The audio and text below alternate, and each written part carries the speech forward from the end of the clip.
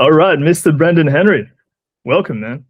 I've been wanting to dive in with you for a little while so that we could create some content and I could actually interview you about a lot of topics, because I know you've got a ton to say and a ton to contribute in all these areas. So for anyone who doesn't know, I just want to introduce you, actually, if you don't mind, Brenden. So it's become pretty obvious at this point and become more irrefutable by the day, in my opinion, that you are the world's #1 authority on peptide science with all the things you've created and contributed to the field at this point.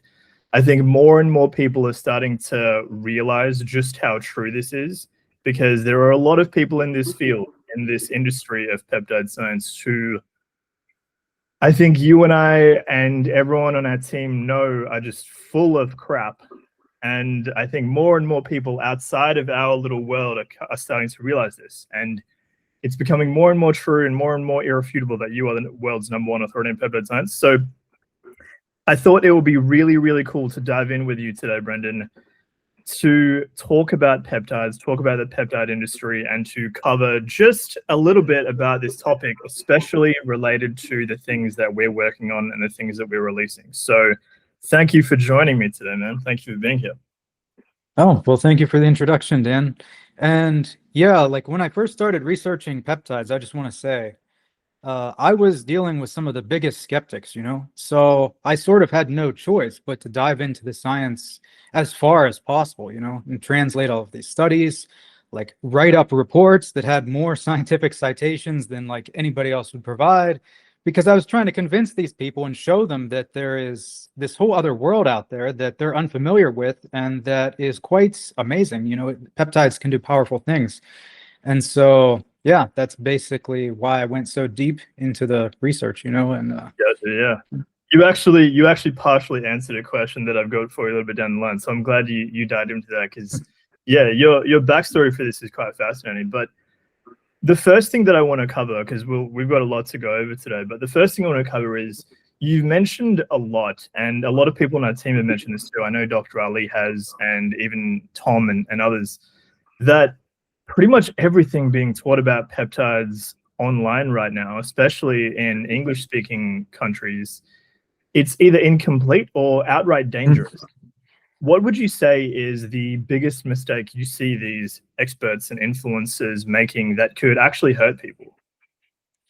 Well, I think there's just a big oversimplification of peptides out there, because a lot of these influencers, who in my opinion are just trying to capitalize off the growth of the market, aren't actually really diving deep into studying peptides. Some of them barely even know different classes of peptides. Some of them only know several peptides, and then they make a video saying, these are the best peptides to use, when they are missing like 100 and some peptides out there, that they have no experience using. They have no knowledge of the science on all these. And it's just, I think the oversimplification can lead to the misuse of a lot of peptides, and also a lot of people not being able to really actually discover what are truly some of the best peptides for people. But the biggest danger, I would say, well, I would say that it's not necessarily a danger as in something that will kill you, although one thing that I do disagree with is all of this push on GLP-1s. So for those who don't know, that would be things like semaglutide, tirzepatide, retatrutide, brand names for some of those, like Wegovy and such. Yeah. So I think these peptides in particular have become mainstream because they are created by big pharma, right? And of course, big pharma is all about the money. So these are what are talked about the most. These are what are most popular, pushed by mainstream media the most. And they're being marketed as essentially a cure-all for like everything, like the more you read into it, the more you're seeing benefits that the mainstream is talking about with these peptides. And I think that all of that is going to backfire at some point once people realize some of the side effects that these particular peptides can have. And it's already starting to happen. Like, there is a class action lawsuit going on against semaglutide, And the pharma companies that make it, I can't remember, is that Novo Nordisk, I think, is one of the manufacturers of it. Yeah. But anyway, there's tons of people who were injured as a result of using these class of peptides. They've not only gone blind, but they've also suffered things like pancreatitis and like gallstones and issues with their gallbladder. Some people had to have their gallbladder removed. And of course, these are associations, right? It's not like this drug directly caused these effects. A lot of the research isn't there in terms of the specific mechanisms by which it can directly lead to causing some of these adverse effects, but there are just very strong associations starting to come about. And I think that that is just going to keep increasing over time. And so I think the push for like everybody to be using these drugs is dangerous. I don't think that a normal biohacker, somebody who is just trying to get fit and in shape, maybe somebody who's already relatively lean, you know, at a fairly healthy body fat percentage, who's using these drugs in place of, I guess, willpower and just more exercise and a good diet is terrible, because those are the people who really need it less. You know, like these drugs were created mainly for obese people who don't have willpower, who are critically unhealthy, and whose risk to their health and their life is very high if they don't do something to mitigate this obesity that they have. So that is like the main indication for using these drugs. And that's like one of the only cases I would suggest even using them, you know. But Gotcha. yet they're being pushed by almost everybody these days, you know, bodybuilders, fitness influencers, peptide influencers, as being like some of the best drugs. And like even Bryan Johnson was using, I believe it was semaglutide or tirzepatide, I can't recall which one in particular he was using, but like he's using it for longevity purposes, which is even based off of, well, a rodent study. They basically gave these peptides to rodents, and it showed that they had some rejuvenating effects on older rodents, but none on the younger rodents. But this was working through something in the brain primarily called the pro-opiomelanocortin cascade, which is basically a cascade which can rejuvenate the immune system to an extent. And as you know, as you get older and get aged, your immune system declines significantly, and just having a better immune system in general, as has been demonstrated by so many people, including even the TRIM trials, which were focused on regenerating the thymus with one peptide known as growth hormone and some other medications, is, you know, this is one of the best ways to have a longevity or an anti-aging effect, restoring the immune system. Yes. And so, I mean, it makes sense that it would work in, you know, older rats, but like, is it the best method for rejuvenating the immune system and getting a longevity effect, you know? And I would say no, because there's so many aspects of the immune system that people miss out on. Like even the TRIM trials only focused on the thymus regeneration, but yet there's the bone marrow, you know, there's the pineal gland and the crosstalk between it and the thymus. And, you know, just focusing on one small area of the immune system isn't enough if you really want a longevity effects. And using, you know, one of these GLP-1 agonists specifically because you want a longevity effect is kind of dumb, in my opinion. You know, it's right. But that is what focused was promoting, and what a lot of these influencers and experts. I would say that one of the most dangerous things potentially would just be the broad recommendation of the GLP-1s as essentially a miracle cure for like so many different things, you know, because they do have side effects. They do have side effects, and even if the side effects are more likely to occur with higher doses, you know, they could still occur with some low doses. I mean, I have seen some people end up in the hospital. Even one of our prior clients' mother, who was also one of our clients, who did not listen to us, me or Dr. Ali, and decided to take one of these GLP-1 agonists, ended up in the hospital. And she was there for, I think, like a week, you know, and she almost had to get surgery. So, I mean, it can be, you know, what pretty... she gets listening to you guys, like, quite honestly. Yeah. So...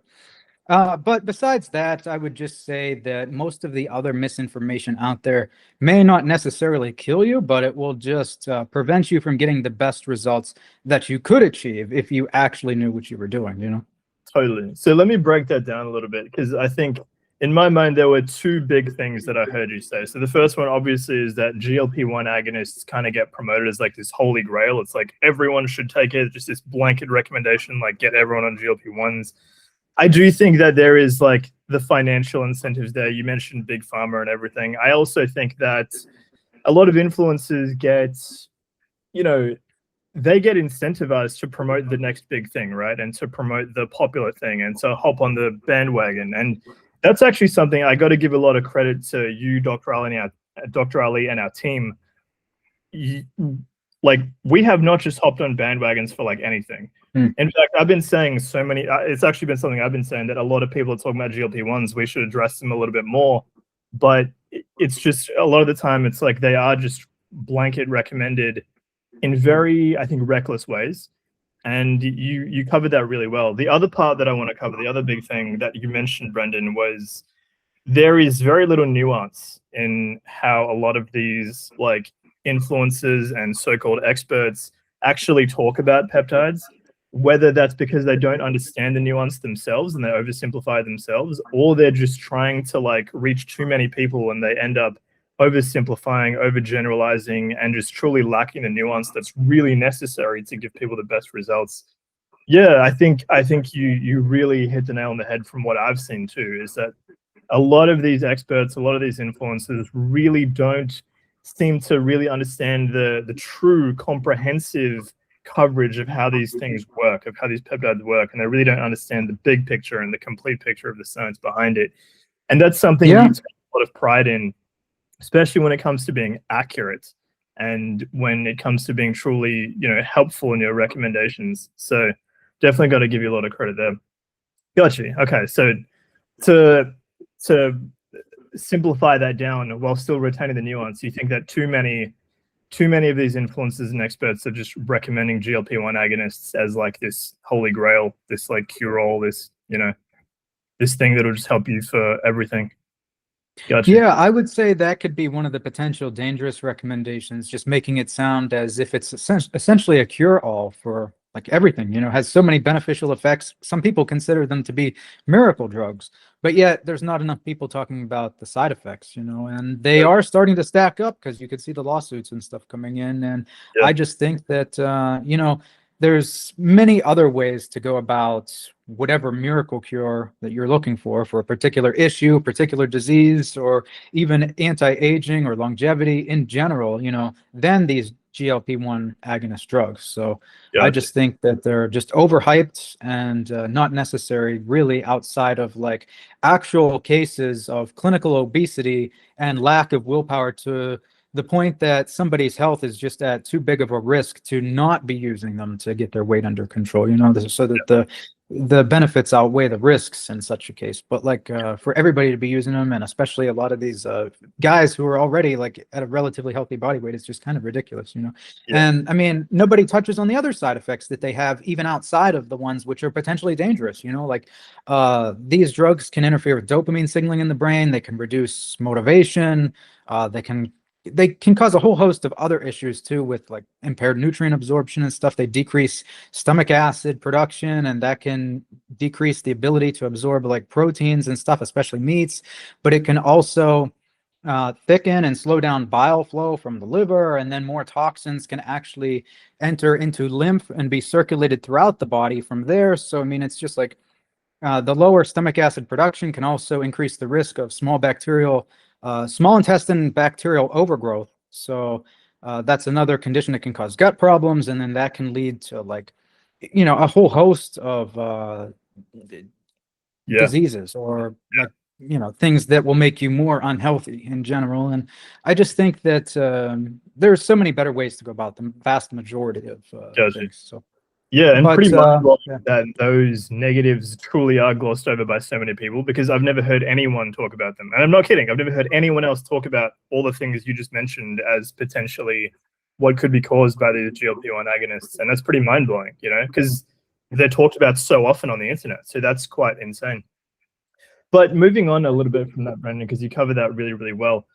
You covered a client of ours that actually didn't listen to you and Dr. Ali and ended up literally in the hospital, I think you said, and really bad idea doing what she did there. But let's think of the inverse of that, because I just want people to know like the possibilities of what you and our team can create, right? So I am curious, with all the clients that you've worked with and we've worked with, Brenden, especially the clients that were told that there was nothing that could be done, or that they've hit the limit and whoever they were working with couldn't do anything more and that was it. What's one transformation that still blows your mind to this day? Oh, wow. I mean, there's so many of them to think about. So, I mean, I would say that most of the people who do come to us, do so, or at least end up with us, because they've exhausted all other options, and that other people just didn't have actual solutions for them, or, they ended up trying just so many things, none of which worked, that they didn't know what to do at that point, But as far as transformations go, I mean, there's just so many that I don't know which one I could really say stands out as something I thought that special. might be a hard one for you, yeah, because there are a lot. Yeah, there's, yeah. I mean, I could name several, but I mean, I think all of them have been quite incredible transformations. So it's very difficult to pick one of them in particular. You know what I mean? Yeah. No, fair enough. I'll make that a little bit hard for you though. Maybe I'll narrow it down a little bit. Sure. Give me your favorite one when it comes to performance enhancement, if you have one, and then I'll ask you for another one after that, because I'm sure there are some pretty incredible ones that you could mention. Well, I mean, as far as like physical performance enhancements, I guess I can say we had one client who was middle-aged, and he come to us and he was, first of all, he was overweight by approximately 25-30 pounds, but he's been active the vast majority of his life anyway. He had some problems with his heart. His resting heart rate was significantly higher than it should have been, due to following recommendations from another longevity clinic that he was working with, who had him on some ridiculous medications which had no place in his stack whatsoever.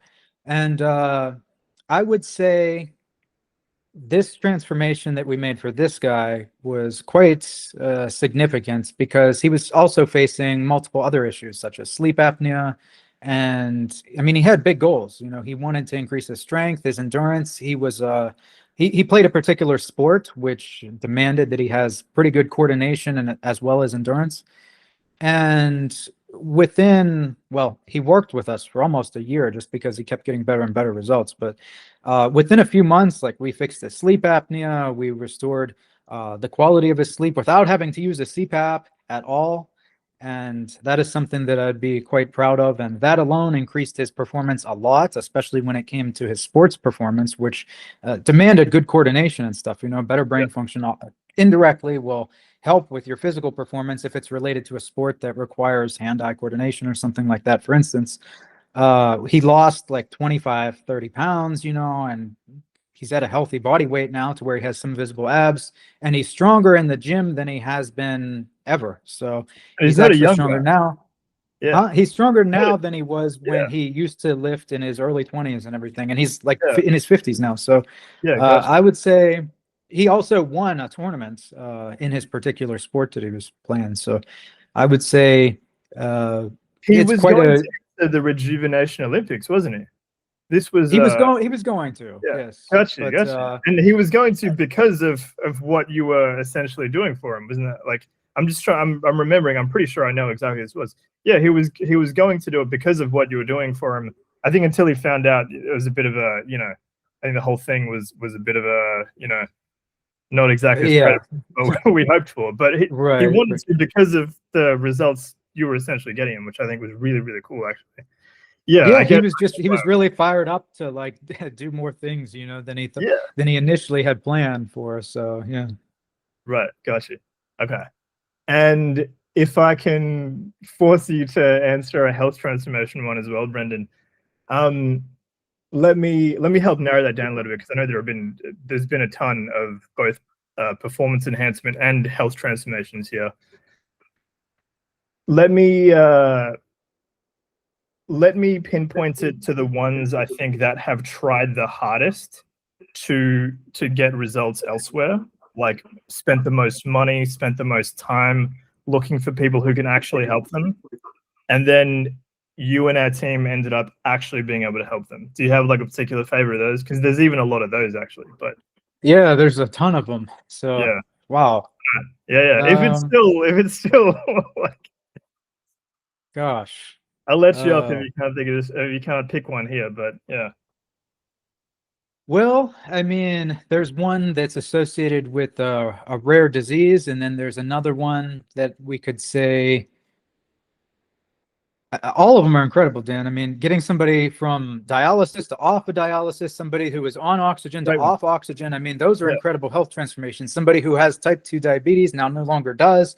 Yeah. And even somebody who had type 1 diabetes was on insulin and now is no longer on insulin with controlled glucose levels, like things you'd consider to be or at least the mainstream would consider to be impossible, we have achieved. So, I mean, I could touch on any of those or all of them. Do you want me to go into detail in a particular one? No, that was awesome. That was awesome. I'll actually just add one more because this was the one that was in my mind, right? This was one of a really rare disease that this client of ours, literally, I think she said she spent almost $1 million trying to identify and treat.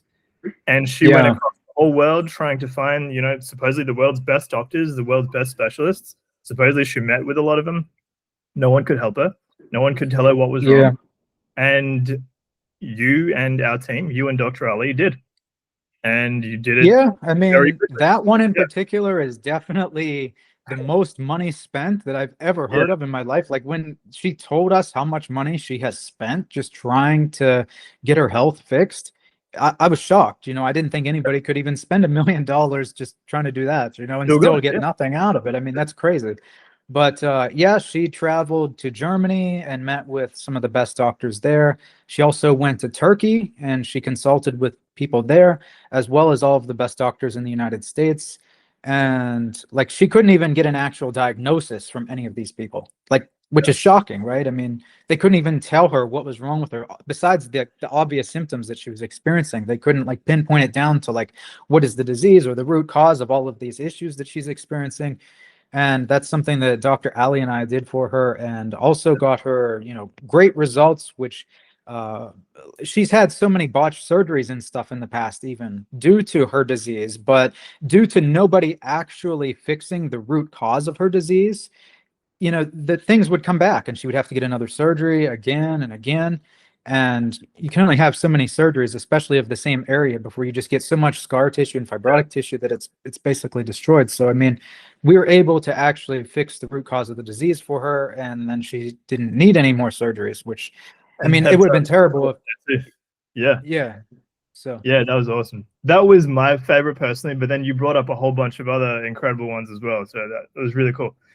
Yeah, awesome. Yeah, I mean, I can't say which one I would consider to be the most significant. I mean, like I said, getting the guy off of oxygen who had severe COPD would probably be an incredible one in my mind, in particular, just because, you know, most people who have lungs which are shot to the point of you needing oxygen just to be able to function and go about your daily life is something that does not get recovered. You know, your lungs are very difficult to recover once they're destroyed to that extent, outside of like a lung transplant. And not only were we able to get them off of oxygen, but like restore their lungs enough so that they could actually function and like do some amounts of physical activity, you know, without like suffering. So yeah, really incredible. And I mean, that guy in particular had a host of other issues as well. He had type 1 diabetes, which, although we didn't cure it in his case in particular, we have with another client who we caught earlier. It was early stage type 1 diabetes,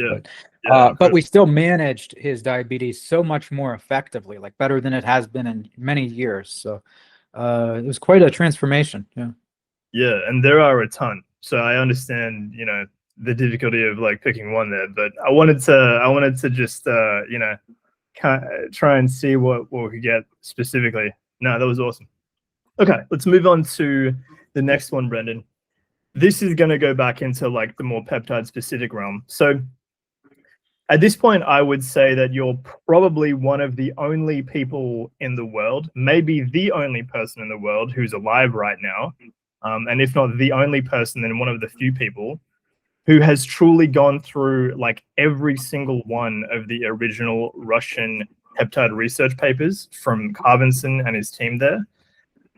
And you've been the first person to really bring all of this research to the West and to start sharing it with the world. And you brought a lot of that to the Peptide Science Institute. Can you tell me, why did you go through that process? And if you could give me like a quick distillation, if you could, what did you find out about these peptides that no one else knew at the time? And really, most people still don't know, but especially when you first started bringing them in. So there's two parts to this question. So, did you do it? And then what did you find that was unique? So my research started in a particular class of peptides referred to as Carvenson's peptides, which I feel are some of the most powerful peptides, despite what, who the other doctor is on YouTube who said that anybody who claims that these peptides are effective or is an expert in these peptides, he would like to talk to, because none of the literature adds up or anything he said. But like, the reason I actually went into these peptides first is because it's just one that I happened to come across first, and I wanted to research it. And the more that I researched it and found benefits and tried to share it with others, nobody was taking me seriously, right? So I was up against like all of these serious skeptics who are so close-minded. They're only used to like Western medicine and Western pharmaceuticals and actual drugs, small molecule drugs, rather than like other things like peptides, which are very potent signaling molecules, especially the Carvenson's peptides. So one of the reasons I went into just such an incredible amount of research with them, I think Professor Carvenson himself has something like 700 and some publications on ResearchGate alone. And not only have I read every single one of those studies, like paper from beginning to end, I've also searched through other journals, which aren't just Western journals. So journals that were specifically in Russia that were untranslated. I had to translate all of those into English, and just so I can interpret them and make sense of them. But not only that, you just let me jump in, like because you need to know medical terminology, you need to understand science, not just like, you can't just throw that into Google Translate or something, right? Like you need to know a lot more than that. Yeah, is that right? Yes. And there's also some studies which were in magazine releases. So one of the biggest criticisms that some people have regarding Carvenson's peptides is that they were all research from him and his team. That's not true. Like Carvenson did more studies than like any other scientist I know of. Like I can't think of anywhere in the world who has done 700 and some publications. I mean, that is just absolutely insane. Like I've seen some Russian and Ukrainian doctors who have published maybe 30 to 50 scientific papers, and like that's considered pretty good, like that's considered great or even elite by some standards. But Carvenson did far more than that. However, he's not the only one who has actually researched these peptides, and that's what I found out when I started looking through more of the Russian journals. It wasn't just him and his team. There were some others too who researched these, and even some people who were literally in college, like university, they also researched these peptides, smaller scale trials, but they just had an interest in them. They discovered them. They were interested maybe for the benefits that they were said to have, or maybe for benefits that they could have for themselves. Like one of the researchers, for instance, was he was in the Guinness Book of World Records for a particular sport, whitewater rapid river rafting or rapid rafting or something like that. It was like on mountains or something. So it was like downstream, like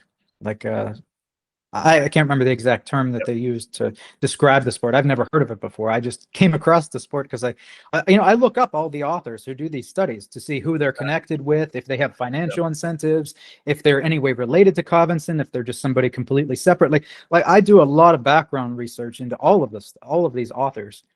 And so that's one of the things I discovered. But a lot of these studies were also just put into magazine releases. Like they have these like almost like a science fair in Russia each year at different places. And, people show up there to share with their scientific discoveries. A lot of them would run small trials and stuff on their own or with like a small group of people. And these would get published into magazines, which were released annually by specific teams and stuff. And like, there's almost no record that these magazines even exist. Like I was able to find like 5 or 6 years worth of these magazines, not every year, but I just read through them, because I was interested.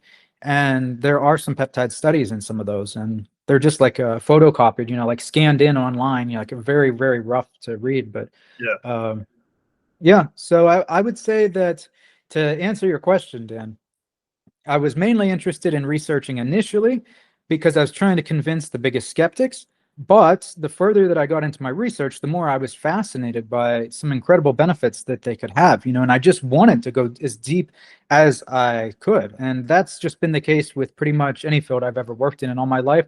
I like to exhaust everything that I possibly can in regards to the scientific literature regarding it. That's been the case with engineering and audio engineering. And also, even in the past, like when I was a kid, like I had an interest in the universe and space and planets and stuff. And I remember even before I had a computer, I would just go to like the school library and get every single book that was on the topic that existed. And then I would go to like libraries in my hometown and get all of those ones. And then like when my grandma first got a computer and stuff, when I was like 10 years old or 12 years old or whatever, then I would be researching on the internet. And that was still at the early stages of the internet, but I would just be like trying to research as much as I possibly could. And I swear I must have read like every single study even back then that was on the internet on such things. And I'd like write up my reports, and that's what I would spend every night doing after school, and I barely actually paid attention in school, to be honest with you, because I basically followed all the things that I was interested in, and then I just researched them relentlessly, like obsessively, so I can that's what happened with peptides. I can confirm that you, even to this day, you research relentlessly and you won't stop until you've exhausted like every source. Yeah, and like now I exhausted like all of the literature on these peptides, right? All of the Covinson's peptides, which is where it began. But also pretty much all of the other peptides, which I believe are beneficial. I've exhausted the literature on those. And of course, there's always new literature coming out, but I'm trying to stay up to date with all of those studies as well. And I'm looking forward, like what's next here? Like I actually wanted to conduct some of my own studies. And we sort of set the basis of this already, Dan, by doing all these mass spectrometries and HPLC analysis on these different peptides and peptide complexes and stuff, especially the Covinson's ones was our focus, because we wanted to confirm what some of the findings were in the literature. We wanted to see if some of the complexes actually contained the small peptides that are supposed to be in them or not. And we wanted to see if the molecular weights of the peptides were as advertised or not. And, we've made some fascinating discoveries because it's mostly matched up with the literature, but there are some things which are also a little bit different. And I don't know how much you want me to go into detail and all that right now, but I could talk on it. Yeah, you could talk for a long time on it for sure, Brenden. But no, you answered that really well. And just a quick recap, because there were two parts to that question, and you actually provided two answers for the latter part. So you first answered like why you went through that whole process of diving into the research on peptides, and you mentioned that you started to look into this stuff, but a lot of it was just the straight skepticism of people who just didn't believe what you were saying and what you were telling them about this stuff. And you were like, no, it's real, like I'll prove it. And so I think you had like a mission there to really dive in and prove it. The second part was like, what did you find out that no one else knows? And I think you gave two answers there. The first answer was that you found out that a lot of these people will say that, oh, only Carvinson did the research. No, there were other people doing the research as well. It wasn't just Carvinson. So you found that out. And the second thing that you found out was that even through our own research and through the mass spectrometry and through HPLC testing and things like that, you found out the actual constituents, I guess. I don't know if that's the right word. The components. Well, for some of the peptides, we have confirmed the entire constituents of that peptide complex. Yeah. And an example of that is cerebrolysin, although that's not a Covinson's peptide. It was discovered by Dr. Gerhard Herrer. He's an Austrian scientist way back in the 1900s. But like we've identified actually peptides and its composition in particular, which are undocumented in the literature. So, I mean, I just want to touch on this too, because there's not only a lot of skepticism against the Covinson's peptides, which, people claim, well, Covinson's the only one who researched it, but there's also some skepticism now on cerebrolysin, which is most likely a result of mainstream not wanting people to catch on to it because of how effective it actually truly is, because of course they have financial incentives to push their own types of products. And so what we discovered was that it contains several peptides which are fragments of different proteins in the brain. So we confirmed that it does contain those. And we can speculate that a lot of the peptides, which are a fragment of like a larger protein, can exert some similar effects as its parent protein does, right? It's just logical. We see it with other peptides. TB500 is a small fraction of the thymosin beta-4 peptide, which exerts similar effects when it comes specifically to healing and inducing actin and stuff. And there's other peptides like BPC157, which is actually a fragment of a larger one known as body protection compound. And I mean, there's many examples, KPV being a tripeptide is a fragment of a larger peptide, which is alpha melanocyte stimulating hormone. And so there's just many small peptides, they all exert some effect, which is related to the larger one or the larger protein from which they're derived from. So we have seen that cerebrolysin, for instance, contains a lot of these peptides, which are, fragments of, say, myelin basic chain, which is a protein found in the brain, or synapsin 1, which is a protein which is related to synaptic transmission in the brain and function. But anyway, we've definitely discovered a lot. Even a fragment of one of the proteins in cerebrolysin has been studied on its own individually in rodent studies for the reversal of multiple sclerosis. And it's the exact one, amino acid for amino acid, exact chain that was studied in rodents and was shown to induce a response to the rodent's immune system and immune signaling so that it stopped and halted the progression of multiple sclerosis, so that the body's own immune system was no longer attacking the specific nervous tissue in the brain and the nervous system and such. And I thought that was quite incredible. So and that wasn't documented before as having been in cerebrolysin. Right. I mean, nobody knows that specific peptide is actually contained in cerebrolysin. Like, we're the first ones to discover that through our own analysis and stuff. So, like, I don't care if like one researcher who works for Ever Pharma has like falsified like so many studies or whatever. Like, I don't care. It doesn't matter to me. Like, there's so many other studies out there that were published from other people. But also, like, we've done our own research on this stuff, and we've discovered some things. So, like we know that these peptides work, so yeah, exactly. We know through a lot of routes. It's the idea that even if Ever Pharma did falsify some studies for whatever reason, even if it turns out that were true, you're right. The idea that discredits the entirety of all the literature or the entirety of cerebrolysin. Yeah. And people are crazy, man. Like, they'll come up with any way possible to like discredit something. And that's what I meant. I was dealing with some of the biggest skeptics when I first started studying these things initially. But like, you'll hear people say all the time, how can we trust Professor Cobinson's peptides? Didn't he die when he was, I believe it was 77. Don't quote me on the exact number. And like, that's not like a too old of an age. I mean, that's still fairly young. But, people don't consider that there are multiple causes of death. Like, for instance, his father died in a car crash. Like, you can die walking down the street. You could get hit by a car. You could get struck by lightning. Like, you know, like you could trip and fall off a bridge. I mean, you could be shot by somebody who's after you. Like, there's so many ways that you can die. Like, nothing will save you from some of those things. Peptides, drugs, medications. Like, you could take whatever, but if you're like shot or like run over by a car, like you're probably not going to survive. Right. As good as peptides are, they're not. So like, we don't know his cause of death. It hasn't been released by the family. They don't want to release that, and I respect the family, and I'm not going to like push for that or anything. But I'm just saying, consider that he could have died from anything, and And also, there's also the fact that genetics also play a big role in this. Peptides and other things. Of course. Yeah, there's a lot of factors. You're totally right. And even peptides alone, they are one very important thing, especially Cobinson's peptides, in my opinion. They control epigenetics and the chromatin, which wraps our DNA and stuff and helps to optimize it in a specific way so that our gene expression is as it was when we were at our peak youth, like more youthful.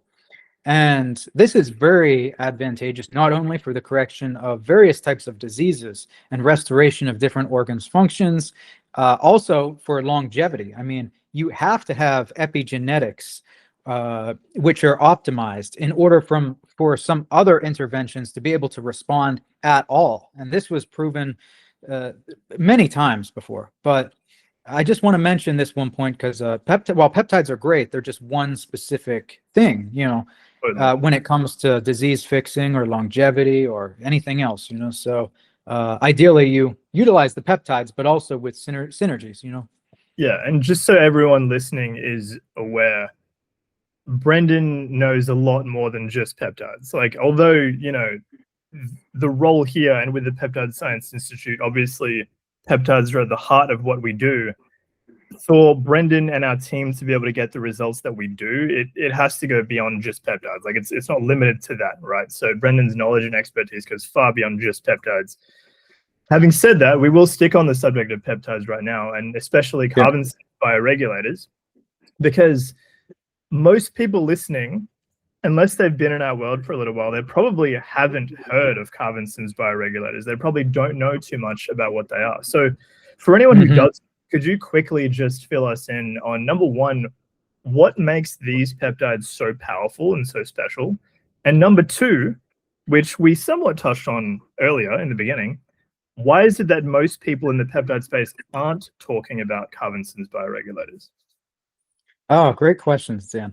So for those who don't know, carbon-sense peptides are a unique, naturally occurring type of peptides. So these peptides were discovered from organs or tissues extracts.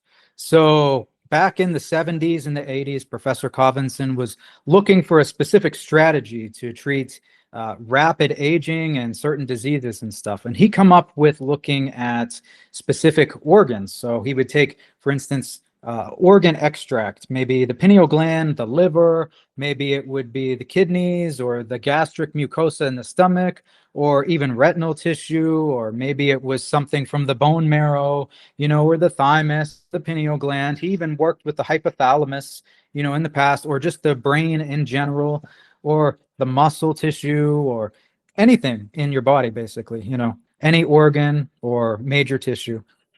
He extracted samples from these tissues, and he discovered that there were small peptides contained within each of these tissues, and that these small peptides worked essentially as gene switches that could help stimulate repair processes in the body. So later on, these peptides were discovered to bind to histone proteins, which are what controls how your DNA is wrapped in chromatin. And the wrapping, how tight or loose, determines if the expression of your genes are going to be like silenced or active, and to what extent and degree. But also that these small chain peptides could bind within very small regions of your genes known as promoter regions.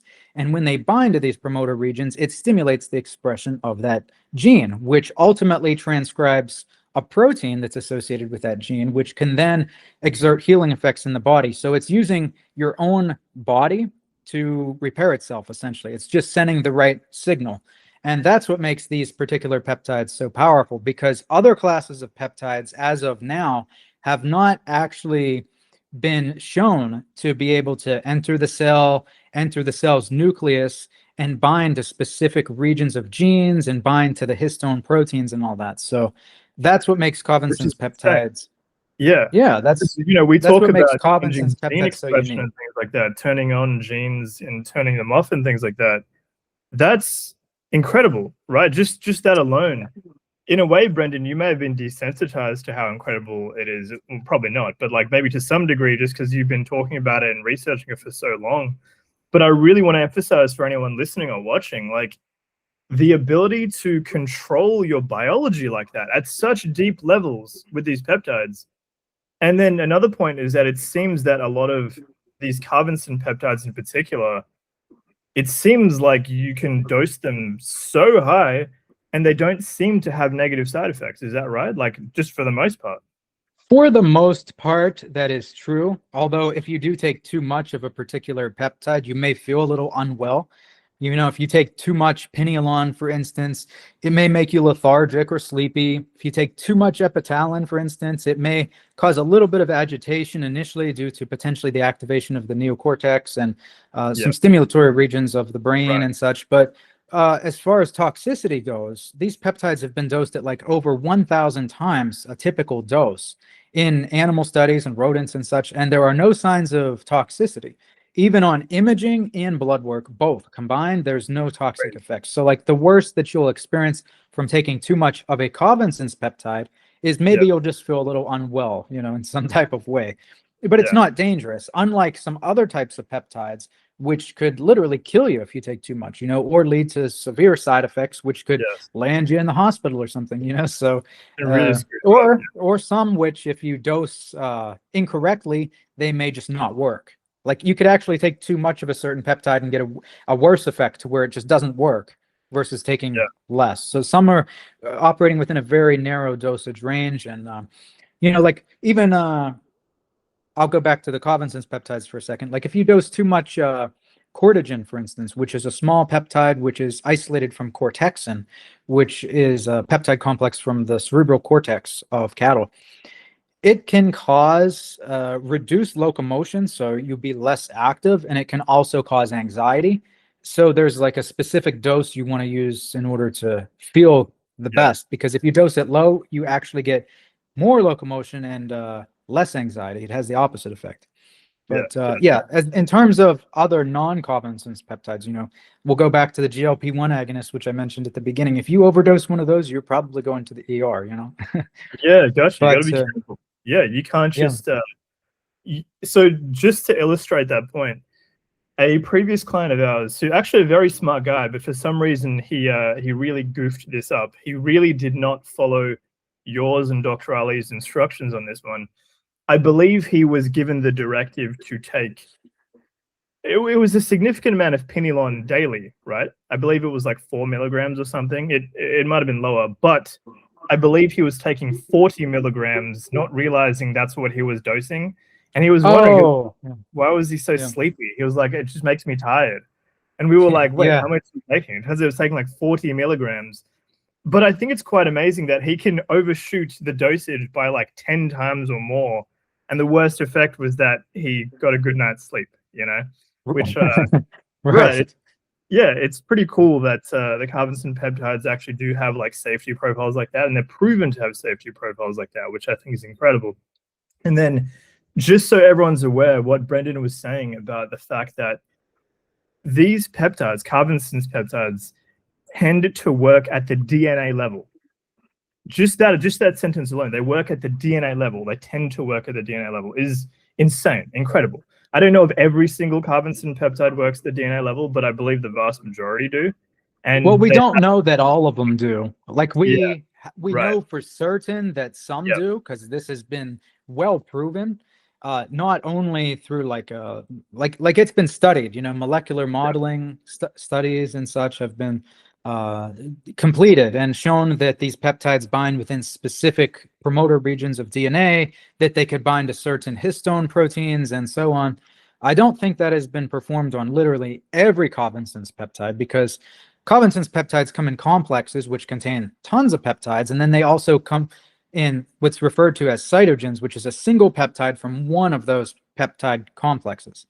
And like we haven't even determined every single peptide in some of the complexes. So like we don't know if they all bind to you know, DNA and interact with histone and DNA or not. But we do know that several do at least, and that it's the model that's to be assumed for the remainder of the Covinson's peptides. So yeah, I just found that part, the fact that even some of them work at the DNA level and they have that kind of safety profile, the amount of power that gives you to really heal your biology and you know, influence your biology and communicate with your biology in a way, you know, it's phenomenal, really, really amazing. It's basically just giving your body the correct instructions so that it can repair and regenerate itself. Yes, yeah. And that's something I want to touch on a little bit too. Really, really cool point you got there. So another thing that we found at PSI through your research and through all of the work that our team has done, we identified that there are actually 3 types of bioregulator products, not just one. Like a lot of people out there are just treating it like Covinson's bioregulators and that's it. But we found that especially when it comes to the products out there for sale, they're not all equal, and they come in these like different tiers, if you will. We found like different classes of them. Yeah. Could you go into a little bit about what everyone thinks is just the Carvensen peptide bioregulator and what we found in terms of these other versions available? Yes. Well, when it comes to the different versions of these Carvensen's bioregulators, there are the version 1s, which is pretty much what everybody knows about. These are the things you could find on various Carvensen distributors online. They're selling just the standard ones, which were created. And, you know, we've performed mass spectrometry analysis on these ones so that we could get a better understanding of exactly what the complexes contain. You know, how many peptides is an important factor, as well as how much of each peptide is another good factor. And those two things can determine like how effective the peptides actually are. Now, there's some version 2s which were created by VitaStream, and we call them version 2s because, well, these are peptide complexes using Carvensen's own methods to extract the peptides from various tissues and organs. And we have performed mass spectrometry analysis on these, and we determined that there's not just more of the same peptides in them. There's actually a more diverse amount of peptides in these ones. So not only is the peptides more diverse, but there's also more. And that's why we refer to these as version 2s. Now, there are some other people out there who are trying to sell version 2s as just a higher dosed capsule of the version 1, but that is actually different from what we classify as version 2, because like I said, there's actually a more diverse amount of peptides as well. And then version 3s, which are what Professor Carvensen used directly on himself every single year, these are typically via injection. So these are like, I guess they could be prescription products in Russia, although even here in Georgia, Tbilisi, where I'm staying right now, you can actually get these over the counter, which is crazy here. But anyway, some of them you can. But Yeah. these come in vials, so these are different, and it's a complex in the vial, so it's not a single peptide. Anybody can make a single peptide and throw it in a vial, but to actually get the entire peptide extract in a vial, you know, these can only be produced by certain companies who know the manufacturing and production process. So the V3s here, things such as, we'll just say Cortexin, because I already mentioned it earlier. We've also performed like a mass spectrometry analysis on these ones, and we've determined that these ones have the highest concentration of peptides and diverse peptides. So there's more unique and diversity in these complexes. And also, these typically also go up to a higher molecular weight. So whereas the version 1 and the version 2 complexes typically maxed out around 2,000 Daltons or so molecular weight, the version 3s do go higher. Now, despite the marketing claims on these saying that they go up to 10,000 Daltons, that's actually not true. According to our own analysis, they seem to top out around 4,000 to 5,000 Daltons. But they still do contain larger fragments than like the V1 and the V2s do. And so, yeah, we can deduce that the version 3s are going to be the most powerful and effective ones. And version 2s, you know, medium effectiveness, and version 1s are the originals meant for consumers to take, which are not too powerful. But Yeah, I do want to touch on that actually, because something that we may or may not go into in this interview is that despite the fact that there was, I believe, an institute where Carvensen himself worked, he may have even been the founder of the institute, and I believe he has ties to the company that actually produces and distributes the version 1 bioregulator peptides that we talk about, Garmonia. A lot of people may trust them and just assume that they're the best because they were the ones associated with Carvensen. But we found that, you know, unless you don't have another option, we probably wouldn't recommend necessarily going with those versions first. Like if you can get a version 2. Well, let me put it like this, Dan. Yeah. The version 3s are what Carvensen used on himself. These are known to be the most effective. We have seen what's contained within their composition. The version 2s more closely resemble the version 3s than the version 1s do. Gotcha. So Yeah. obviously they're going to be more effective than the version 1s. Gotcha. Yeah. And from what we found with the distributor that we found where we confirmed the version 2, VitaStream and the Vita Peptides line, they actually are cheaper by a considerable amount than buying the official version 1s. Yeah. Which They is are. why we do, some people have asked, like, are you guys like partners with VitaStream or something? No, we actually are just big fans of what they do. And we do have affiliate links to their stuff, but it's purely because we truly believe in their products and we encourage people to get them because they work. Like, we use them ourselves, right? We're not doing this for just like financial incentives or whatever. We're not just like partners with them. Well, we've actually tested them. And like I will say, the version 2s that we refer to personally are only available at VitaStream at this moment. Like, there's other people that may say version 2, but they're not the same thing. They're different than agreed. They're not ones that we have studied and confirmed in the lab and all that stuff. So yeah, there is another company out there just claiming that they make version 2 as well. They're just ripping. They don't even know what goes into a version 2 classification, right? They're just saying that they're version 2, which is rubbish. But yeah, it could be their classification of version 2s. I just don't want them to get confused with ours, because ours is actually based on lab analysis, not just a higher dose or whatever. So I actually think they just stole our claim, because they even copy pasted the way we like laid it out on our website. Like, it's literally just laid out exactly the same. I think they just copy pasted, but anyway. Now, Dan, before we get too far ahead here, I never answered the second part of your question, which you asked. So first, you asked me what makes Covinson's peptides so powerful and unique and all that, but you also asked how come nobody really knows about them and talks about them. And honestly, that's shocking to me too. Like, at this point in time, I would have expected far more people to be talking about Covinson's peptides. Like, when I first started researching them, however many years ago, 4 years ago or something like that, and like we first started talking about them, I thought a lot of other people would start following, but no, there's really only a few small channels out there that even know anything about Covinson's peptides at all, And I think it's just because nobody has actually been able to dive in and read all of the literature regarding all of these different peptides. It's obviously going to be very time consuming. It's going to be a lot of work. And if you want to become very knowledgeable in them, it's going to require a lot of translations.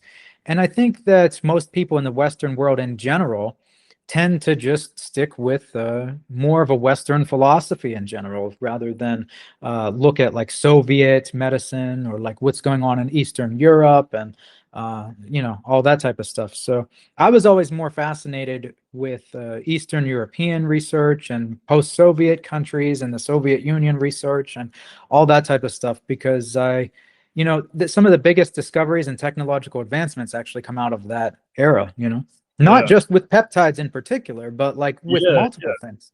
Totally. I mean, they were working really hard because they had so much funding during the Soviet Union. They were in a race with America. But over like in Russia, they sent so many different probes and stuff to Venus, for instance. I can't remember how many, but it was something like 10, and they just kept blowing up, but they just kept sending more and more. They've actually drilled a hole into the earth, which is deeper than the Mariana Trench, which is like the largest hole ever dug into the earth ever. Wow. So like they've done a lot of very advanced things, back in that time versus today. So deep, like literally too. Yes. So I was just always very fascinated with the type of research back then. And I still think that a lot of the interventions that have come out of that era are the best that are available today, Yeah, that's something fascinating that we can dive into like in another interview too, because I know you've got a lot to say about that. And even the philosophy and mindset, and maybe the paradigm that I think they have when it comes to medicine, even still to this day, I'm sure. This is something we can dive into a little bit later too. But yeah, to your point, Brenden, about why, and even just like the surprise you have about why more people aren't talking about it. Yeah, it's quite fascinating, right? And my guess is there's a few things, even some things which you mentioned previously, like big pharma, and the financial incentives there, because they even have a financial incentive to keep it quiet, right? It's not even just Yeah, to Well, keep but it. like, look, all of these influencers, they want to jump on a bandwagon that is getting a lot of attention. Cognizance peptides aren't getting a lot of attention right now. You know, the mainstream type peptides, you know, BPC 157, thymosin beta 4, TB 500, GLP-1 agonists, GHRPs. These types of things are what's getting all of the major attention. So they want to hop on that bandwagon just so that they can probably maximize the amount of engagement that they receive and the amount of money that they can make off of it, you know. So there's just not as much money talking about other things which are not widely known. You know, it's going to be harder to bring people in through such a communication channel. It's interesting too, because like it's almost a self-fulfilling prophecy. Like it's its own flywheel, you know what I mean? The more people talk about BPC 157, the more people talk about GLP-1 agonists, the more people hear about it, and then the more people talk about it. It just becomes this like cycle. Yeah. And you see it all the time, you know. I mean, Yeah. a while back, I think it was sometime the beginning of last year, several big channels started talking about methylene blue. I think it's because RFK actually mentioned methylene blue or something. And so then everybody started making a video on methylene blue, you know, just trying to capitalize off of the traffic and the attention that was already pushed towards it, and so that they could get more views and such. But that's how it is with everything, basically. And what I've done is always just talked about, well, you know, what actually works, what's, you know, really effective. And yeah, there was a really good point. I think you made this a long time ago. We were discussing this privately, and you were talking about, we were probably quoting, it was like an Oscar Wilde quote where it was just like, everything popular is wrong, you know. But it's like when you find yourself on the side of the masses, it's time to pause and think. I think that's another quote from someone else. But it's like, I think you've always done things that interested you, and you've never really been one to just follow the crowd and do what's popular and do what everyone else is doing. And I don't think you do that necessarily because you are trying to avoid the crowd necessarily. I do think it's more just you have your own discernment about what you think actually matters and what you think is actually interesting and what you think actually, you know, can truly help. And I think that is, you kind of follow your curiosity quite on a quite pure way, if that makes sense. Like you don't have too many other influences really pushing you in one direction or another. I think that's a really good thing, and I think that's probably why you've been able to do such cool, original, unique, innovative work here, especially in the space of peptides. And so I think the fact that, especially with the social media algorithm on YouTube and Instagram and TikTok, and how it kind of rewards people for jumping on the bandwagon, because it's like, what's a hot topic? Talk about that. Yeah. And you've always resisted that. Even when I've encouraged you and Dr. Ali to be like, yo, can you guys like talk about GLP-1s a little bit more? Like we probably should still, but like you guys naturally kind of like, yeah, but it's like, it's not that interesting. Like there's just not that much cool stuff happening there. And yeah, I just think that's a really cool point where it's like, yeah, you've always done things uniquely. And I think that is one reason why not that many people are talking about carbon-sense peptides, even though they are so cool and so powerful.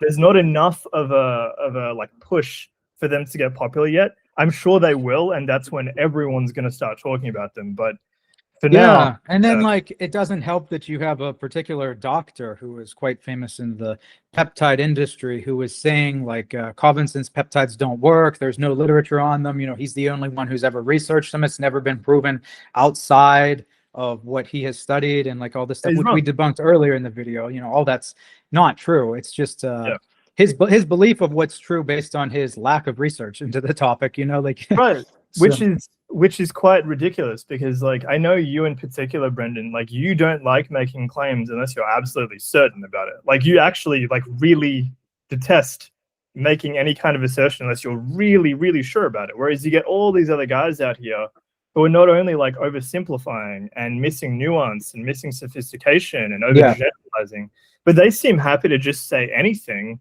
as long as like that's what they think in the moment. It's like, well, see, the thing is, if I'm not absolutely certain about something, I would rather say nothing than to try to give an answer which is potentially inaccurate, you know, because I think inaccurate information is already a big problem. It's a huge problem. That's the main problem that we have in this industry, and I don't want to contribute to any of that, you know. So I want to make sure that what we're doing is actually accurate, you know. Right, right. And I think that's something people should know. Like this is actually something that I don't think we've revealed at all. But even one reason why you were hesitant to do live streams, or one reason why live streams aren't your favorite medium, is just because like you would rather be absolutely certain of everything you say rather than, you know, potentially getting something wrong even. And I think that's very admirable. And I think that's something that a lot of these other, you know, influencers and experts really lack, because they don't seem to care. If they make a mistake, they're just like, oh, well, I'll, you know, either I'll rectify it later or I just Yeah. will ignore it. And probably it's a mistake that so many other people have made as well. So it's like, what's the big deal to them, you know? Yeah. Yeah. Okay, so let's continue down our peptide specific theme. Most people who are listening will have heard of BPC 157. I would say that is probably the most popular peptide aside from semaglutide, aka Ozempic, that we come across these days. It's basically the default healing peptide that everyone in this space seems to recommend.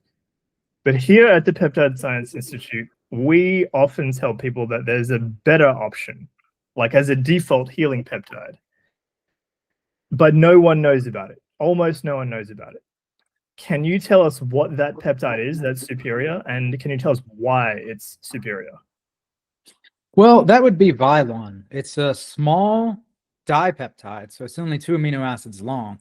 It's a thymus peptide, so this peptide is also found in the Covinson's thymus peptide complexes. We actually found it in version 2 and version 3, so that would be thymosol from VitaStream, and thymulin, that is with an A, is the version 3 version of like the full peptide complex. Yep. But Vylon is contained in both of those. Interestingly, we did not find it in version 1. I don't know why. But Vylon is like the second main thymus peptide, which Professor Vladimir Covinson discovered in the extract, with the first one being thymogin.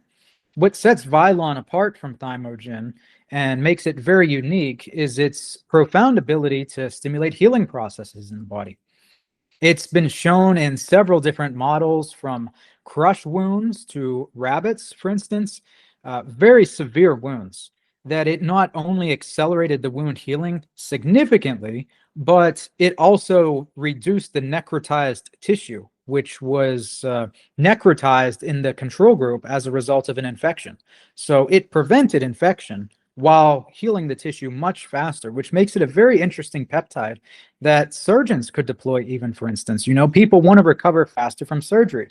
Well, if surgeons were to, for example, as they are, before they stitch up a wound, if they were to put some Vylon all around the inside of the tissues, not only would it have a lower risk of infection, but it would also heal up potentially a couple times faster than if you were not to do this.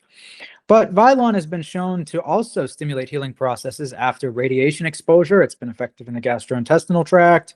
It's done so in just various models, you know, even in the liver. And they took these mice where they cut out a portion of the mice's liver, and those who were given Vylon regenerated their liver significantly faster and with less scar tissue compared to the rodents who did not get the Vylon. So it just stimulates healing processes all throughout the body. It's actually patented for this purpose by Professor Covinson himself.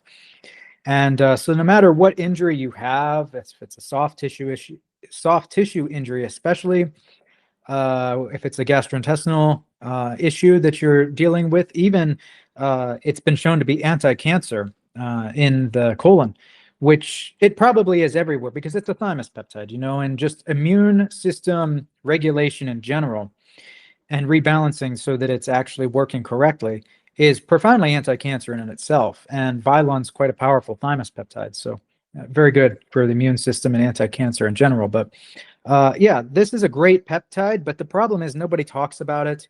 And also, the other issue with it is that it needs to be dosed fairly high for it to actually exert a really good effect. So in the patent, they recommend using quite a high dose and potentially even dosing it a couple times a day during healing. And when you are dosing it this high, it can get a little expensive, you know, of course, but I recommend it over BPC 157, for instance, because BPC 157 can have some side effects in a small number of people, but it's not zero. I mean, like Vylon, Vylon doesn't have any side effects. BPC 157 can cause anhedonia in some people, and it's through interfering with some neurotransmitters in the brain. I can't recall off the top of my head if it's the serotonergic system or the dopaminergic system, but it's one of those. And the exact mechanism of action on how it induces these feelings of like anhedonia in some people has not been completely elucidated. So it's still kind of up to theory and guessing, but it has happened in quite a considerable number of people, not only people that have been in my group personally on Discord in the past, but also if you look on Reddit, you'll see a lot of people who've experienced a similar effect. And sometimes it can persist for weeks or potentially months in extreme cases. So I just don't think it's worth inducing anhedonia, you know, and such when you don't have to. You know, you could use Vylon, and as long as you dose it appropriately, you can get a quite significant healing effect out of it as well. So so it also stimulates anhedonia is and it also stimulates quite a thing to go through. It basically means that you lose all sense of pleasure, and it usually coincides with a loss of motivation and things like that. But people can't feel pleasure, which, you know, it might not sound that bad, but it's pretty terrible to live when you can't. Well, it can really cause a depression in people, you know? And the last thing you want to do is get so depressed and not know how to fix it and be pushed more towards Western pharma and get on like SSRIs, selective serotonin reuptake inhibitors, or things of that nature, which are just not good, you know? So I just don't recommend you take the risk with BPC 157 unless you have to, you know, like if you had an injury and it was like your only choice and such, and you had to choose between healing the injury or having anhedonia, then you might as well fix the injury, you know. But I mean, there are other options out there that don't force you to make compromises with potentially having anhedonia in order to heal yourself. And that's the reason that I like Vylon in particular. And so, I think it's a great peptide. And it also induces the expression of certain DNA repair genes as well. PARP1 and 2 are associated with repairing DNA. And it's a great peptide in general, you know? Yeah, I got you. So you've also called out some massive influences in the past, Brenden, and I'm sure that you have a lot more influencers and experts to call out in the future as well, because they've spread misinformation about peptides and, you know, about other areas too. Without naming any names right now, what's one thing in particular you've seen go viral or be spread like quite far and wide in this industry that makes you cringe because you know it's leading people astray?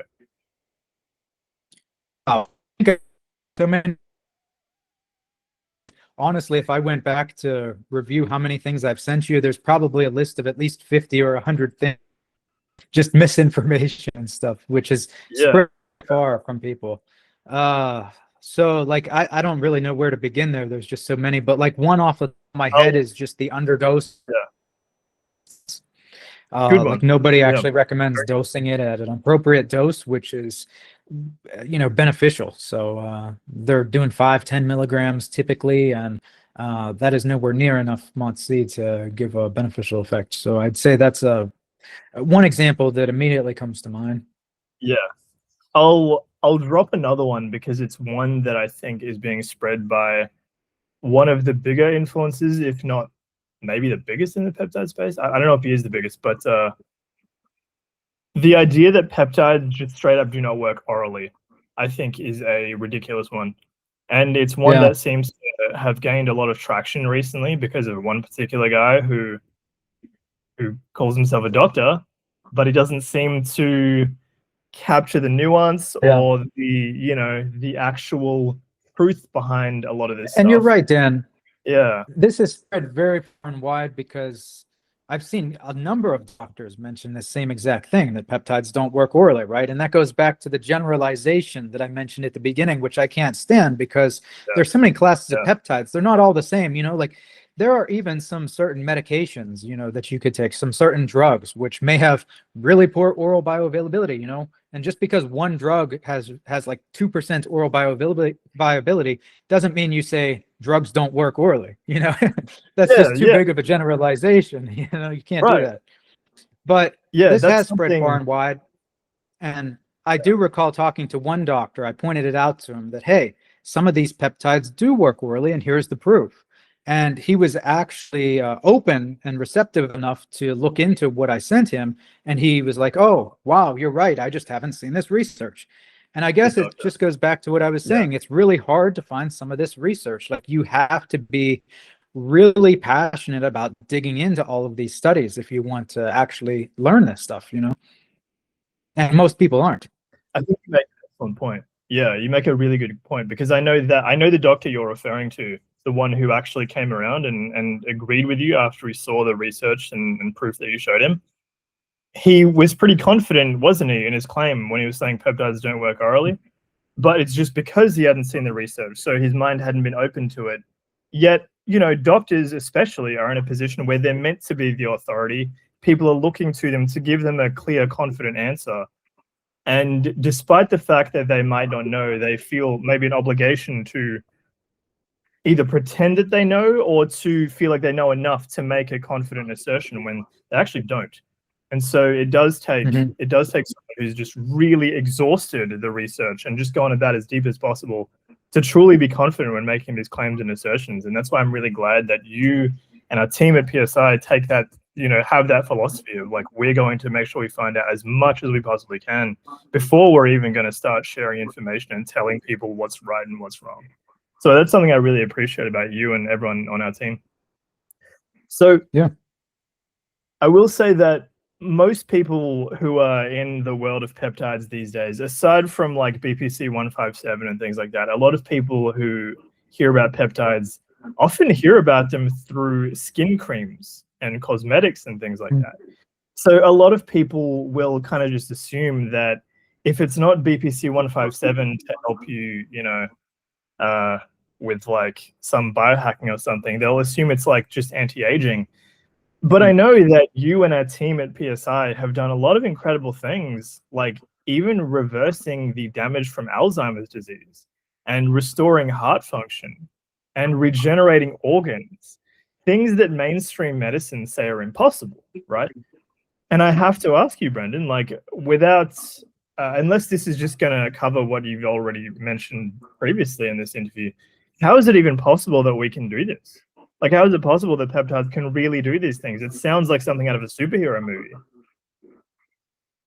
Well, I mean, it just goes back to what people, you know, have actually, what they know or what they don't know. I mean, yeah, I'm not sure what to tell you here, Dan, but I guess most people just don't actually do the research, you know, so they just don't know. Yeah. And if nobody does the research, nobody talks about it, then nobody knows. So yeah, right. I mean, so it's essentially tapping into this area of that just Western science just really hasn't explored enough, essentially. And so our realm of what's possible is just too closed or too narrow right now, at least in the West. Yeah, and like you were saying earlier, I think a lot of people, you know, make statements based on what they think is true, but it's just based on their limited knowledge of what they know at that time, you know, and oftentimes it's very limited. So, I mean, yeah, that's it's that simple.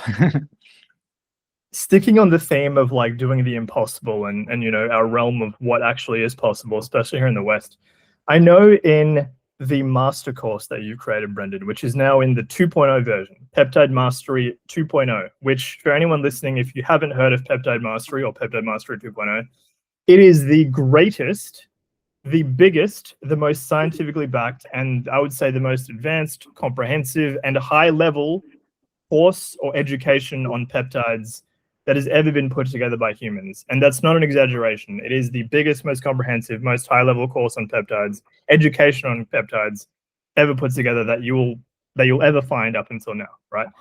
So that's just a little bit of a background for it. But and we don't just say that either. It's just that yeah, we haven't been able to find through our extensive research any other course out there that truly covers every single Covinson's peptide, including all of the version 3s, as well as a considerable amount of other peptides, which could total up to like 130 something, which we have in Peptide Mastery 2.0. And we have like 1,167 studies, is it, Dan? 1,193. Yeah, 1,193.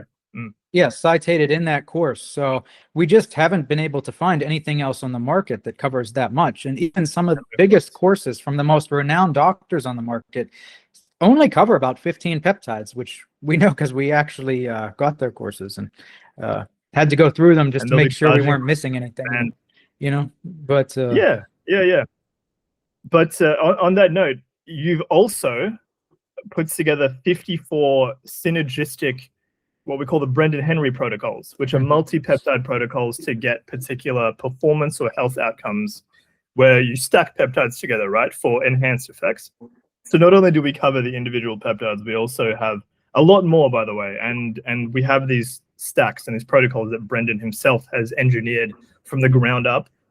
One of those protocols is I believe it's the Alzheimer's regeneration protocol, which isn't to say that we're going to cure Alzheimer's. That's not what we're saying.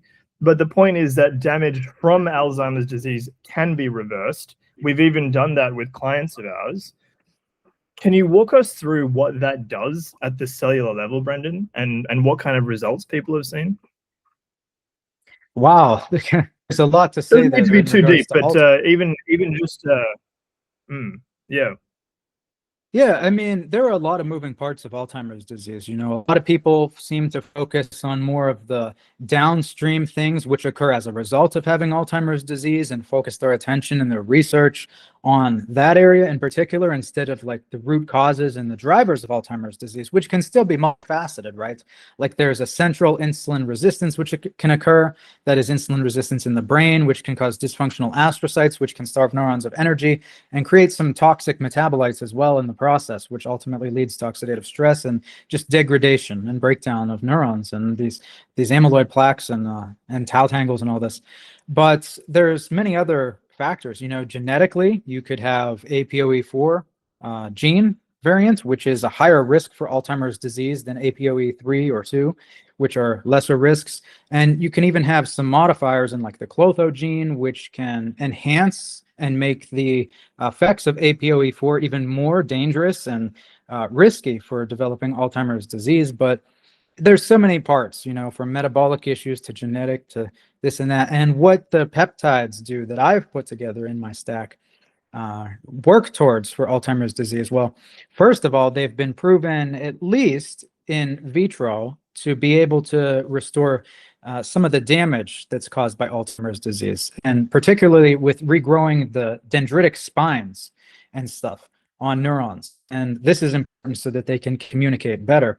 But they've also been studied in rodent models of these rodents who were given a specific, they were bred to have a specific gene variant, which results in accelerated progression of Alzheimer's disease. So they would develop Alzheimer's disease intentionally, and then they were given these peptides, and these peptides were actually shown to reverse almost completely the deficits caused by Alzheimer's disease and almost make them equivalent to the control mice. But these work on a genetic level through multiple factors. You know, it's not even been completely elucidated or identified exactly how they work. But take one of the peptides, for instance. They can actually bind within that APOE gene that I mentioned inside the promoter region of that gene. And it could do something which perhaps mitigates the effect of somebody who has that APOE4 variant, which gives them an accelerated or higher risk of developing Alzheimer's disease. And it can potentially then help to reduce that risk. But they do, like I said, many things. Some of the peptides can take care of like the vascular issue of Alzheimer's disease, and others can restore gene expressions in the brain, which are they could return the gene expressions in the brain back to a more youthful state rather than an aged or diseased and dysfunctional state, and also enhance insulin sensitivity, a number of things, you know. But yeah, I think what's so cool about that, Brenden, is that like scientifically you've got the backing there, right? Like you crafted these protocols with a strong mind for what's happening based on the scientific literature you read, right? And so these weren't made out of nothing. These were engineered, these were crafted, these were designed, these protocols. But also I just want to say that we've had customers who have bought Peptide Mastery who have literally applied these protocols to their grandparents or their parents or people in their family who have been suffering from Alzheimer's. And the reports we've seen have been insane. Like, the results that our customers and clients have had with this have been unbelievable. In fact, I know someone mentioned that, I believe it was their grandmother, who loved to do jigsaw puzzles. I think she was so bad. Yeah. She was so, like, the damage from Alzheimer's to her brain had gotten so bad that she couldn't even do, like, I think it was saying she couldn't do puzzles at all anymore. And yet, after running through the protocol that you gave him for Alzheimer's regeneration, she was back to doing 100-piece jigsaw puzzles again. That's not only puzzles, she was Yeah. also coordinating family reunions and get-togethers and needed less care than she needed before. Like, she used to have a caregiver stay with for a lot of parts, independent, you know. So yeah. I mean, that's huge. You don't ever hear that all stuff the happening. conversation, right? And then she was like literally, and then she was like organizing family gatherings like by herself and things like that. So just crazy things. And I know that customer's grandfather as well, I think he also had some amazing results and said he'd felt better, like, mentally and everything than he had in memory. So just incredible stuff that we've experienced through customers and clients as well. And this, your Alzheimer's protocol, your Alzheimer's regeneration protocol, I should say, not your Alzheimer's protocol. I wish I had that when my own grandmother, she unfortunately passed away because of Alzheimer's a year or so ago. But I wish, you know, back then, I knew what I know now. You know, it would have been really cool to have been able to, like, deploy this kind of thing for her. But I'm just really glad that now we have knowledge, and that our customers and clients have this knowledge, and they see these results too. So it's not just like in scientific papers and stuff, but it's also just happening, you know, for us in the real world too. So exactly, Dan. I mean, my grandma also away from Alzheimer's, but it was such a long time ago that I didn't even know what a peptide was back then, you know. And my grandfather, you know, he died from a stroke, and like, I didn't know the first thing about regenerating the damage following a stroke, you know, because it was such a time ago. And now we have, and I really wish I know what I know now. Back then, there's a lot that but the least we can do now is to help others who are experiencing these issues or know people who are, and get them, you know, healed up most effectively. Yeah, exactly. And on that note of Peptide Mastery 2.0 and the 54 precision engineered protocols that you put together, and I really want to emphasize like how precisely you've engineered these protocols. These are not just, you didn't just slap these together in an hour and just be like, here you go, you know. And that's kind of what I want to ask you about now, is that, like, in your opinion, Brenden, how would you say these protocols are different from all the other protocols out there that you know, influencers and experts are sharing? What would you say makes these stacks and these protocols different and unique? Well, I like to utilize as many synergistic peptides for a certain outcome as I can. You know, you just get better results doing so. And since I have extensively studied now over 130 peptides, I'm able to use that entire body of literature and everything I know about biology as well to formulate and stack the most effective peptides for a specific disease or specific outcome goal. And so some of these stacks don't just have like 2 peptides or 3 peptides. I think some of them go up to 6 or 7 peptides included as part of the stack. And I mean, that's the amount of peptides that some of these know in total, you know. That's a good point. Yeah. Even the course you referred to, I think it was like a $3,000 course. I think you said it had like 15 peptides in it in total. 15, so yeah. It's like half the course. Yeah. Yeah, incredible. There's something you mentioned earlier, Brenden, which we were kind of hinting at, we were alluding to when we were talking about the fact that peptides are like being able to communicate with your body, right? Being able to communicate with your biology. There's something that we've been discussing recently, which we've called the peptide paradigm shift, and how it changes everything once people understand it. Without giving away the whole thing, could you give us a hint of what that shift is and why it matters? Well, I remember discussing the peptide paradigm shift with you, Dan, and there's a lot of subtopics and moving parts in that as well. So like, Yeah. if you have the diagram that we made, is there a specific subtopic that you wanted me to cover there, or like, are you thinking more in broad and in general, or like? I'm thinking a bit more broad in the way of, I know you probably won't like this, Brenden, but you know, distilling it down or simplifying it down. Because in my mind, I think one of the big paradigm shifts, and there probably is a lot. We're calling it the paradigm shift, but there's a lot of, like you mentioned, subtopics, and I think they have their own paradigm shifts, almost like micro paradigm shifts with them. But I think a big one. They do, yes. I think a big one that you could touch on is just how peptides really are like a language. Like they are. It's almost like it's like your biology's way, or one of the ways that your biology will communicate, right? And I think that is such a profound insight. And even the fact that a lot of peptides are just in living things already. That's something a lot of people don't know either. Like they think a peptide is a drug that you buy and it comes in a vial, right?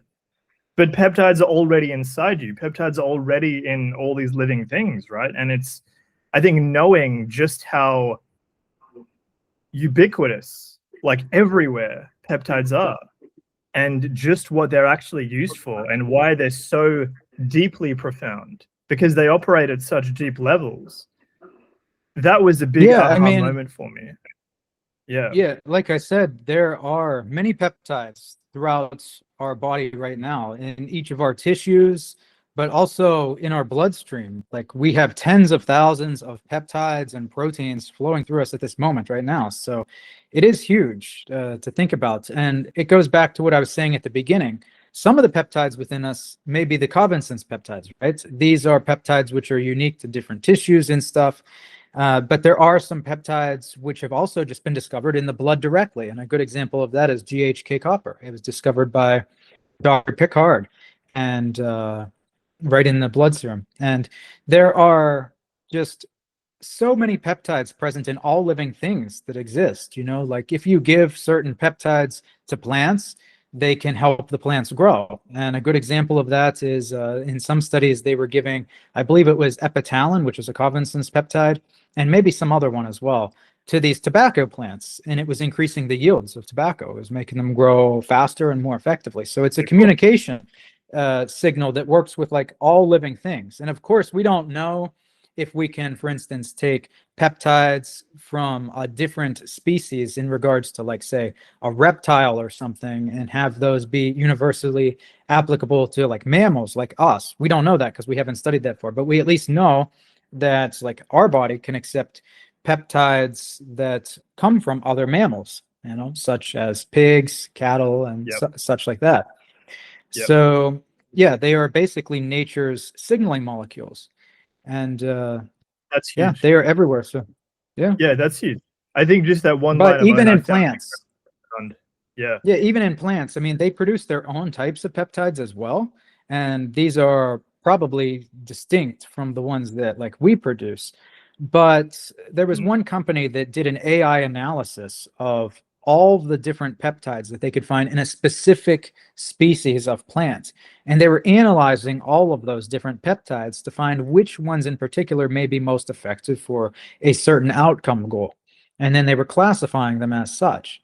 And, you know, once you find those, you can essentially reproduce the peptide which is exerting the effect that you want most effectively in the lab and recreate it synthetically. And that's sort of exactly what Professor Vladimir Kovinson did with his cytogens. These are single peptides which were found to be most effective for a certain goal, and they were isolated from the complexes. So yeah, really cool. Yeah, to me, that idea that peptides are like nature's signaling molecule, that was a profound like insight, a profound aha moment. And I know that's not the only mental shift and mental insight that will come from, I know that you've got a talk, a presentation, which we labeled as the peptide paradigm shift, like the incredible truth that like no one ever told you, or whatever we titled it. But that was a big one for me, and that's one that I hope that people can take away from this. So one thing I want to ask you, Brenden, is In Peptide Mastery, we do provide a lot of like done for you, ready to take away protocols, information, you know, directives, guidelines, things like that. We provide a lot of things where someone doesn't even need to necessarily like go in and study all the modules and go through all 200 modules to like learn all of it. They can actually just get the course, get the program, and then just take like, you know, the quick info, the quick directives, and get incredible results like that, right? But what would you say is the difference between someone who is just following peptide protocols and just following like directives versus someone who really understands this stuff at a deep level, which is what Peptide Mastery can truly show you. I think somebody who can really understand the peptides and how they work on a very deep level, and also has a decent understanding of biology itself, which we also cover in the Peptide Mastery course to some extent, because we have to cover how the peptides can help with certain biology. But I think when somebody has a deeper understanding like that, they can then recreate their own protocols in their mind. You know, they may come up with a specific issue that themselves or somebody else is having. And as long as they understand that issue and then they have this deep knowledge of all the peptides, they can then formulate like what synergies and which peptides stack together for a good effect in that particular case. And the protocols I have are great, right? They're 54 protocols, but they're not uniquely tailored to somebody's specific and exact situation. And that's the difference. Peptide Mastery can help you understand more about all this stuff so that if somebody does have a very unique situation that I don't have a protocol for, then you can devise what would be highly effective in that certain case, you know? And I think that's very important. Great. Yeah, great answer. That makes me think of the analogy as like the 54 protocols and the directions that we provide are kind of like giving people guidance or directions on a map. Whereas when you truly understand like the map itself and you understand how it's laid out, you can make your own directions, you can make your own paths, you know, and strategies to get to where you want to go down these different roads that may be more suitable for you and your situation. So it does give you that ability to customize. And one thing that I've said before to people is if you can't afford a transformation program or like to work directly with Brenden or Dr. Ali or our team, if you can't afford like that level, the next best thing is to learn something like Peptide Mastery, which is, you know, where Brenden has put in as much as he can to help you gain that ability to be able to create your own protocols and your own, you know, programs and things. Obviously not to the same level of mastery as you have, unless someone's going to follow in your exact footsteps, but it gives people that, you know, shortcut, at least to the best of your ability that you can when it comes to peptides. And I think that's a really, really powerful thing.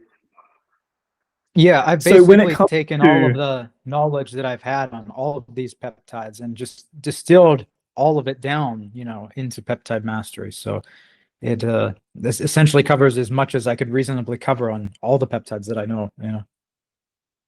Yeah, without them having to read 1,193 scientific papers and translate it from Russian themselves and everything, and even just find all of it.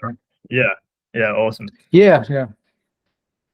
Another question in regards to the course for you, Brenden, is when you were making it, like especially in the beginning, because I know it's been through a lot of iterations, right? And that's one thing that our customers get when they buy the course is that they get lifetime updates. And, you know, every time we enhance the course and we make it better, we give that to our buyers for free. But when you were first making it, when you and the team like really put it together first, if you could explain, like, what was the vision for it? What was really the vision for creating Peptide Mastery, and who would you say it's really for? Well, that's a great question. I think initially when I was creating the course, I just saw that nobody else was covering Covinson's peptides very well, you know, and that's the first thing that I started with, as I said. So the very first version of the course actually was mainly focused on covering all of the Covinson's peptides before then expanding into a bunch of other peptides as well. And so I think I was just really following my passion because of how powerful I realized all these peptides were. And, you know, I was going so deep in all of these peptides, I felt obligated to create something for it. And also, I mean, there was, like I said, there was no other course out there that even covered all of the Covinson's peptides at that time, and even still. So Just felt very important, you know? Yeah, gotcha.